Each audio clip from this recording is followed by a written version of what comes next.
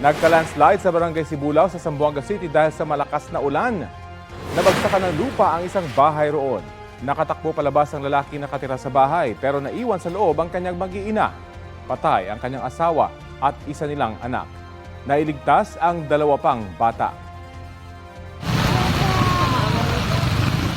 Sa South UP Maguindanao del Sur, pahirapan ang pag-uwi ng ilang estudyante at guro sa barangay Rumongaob. Abot binti kasi ang baha sa kalsada sa kanilang dinaanan.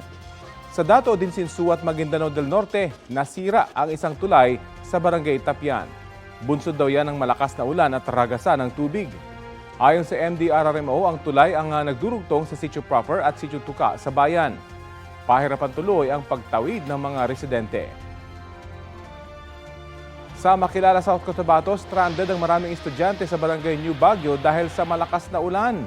Napuno pa ng tubig ang isang tulay roon na nakaapekto sa biyahe ng mga motorista at residente. Sa ibang lugar sa Makilala, binuhat na ng isang rider ang kanyang motorsiklo sa gitna ng abot binting baha. Bumaha roon matapos humapaw ang kalapit na ilog bunsod ng malakas na ulan. Ayon sa Pag-asa, Intertropical Convergence Zone o ITCZ ang dahilan ng pag-ulan sa Mindanao.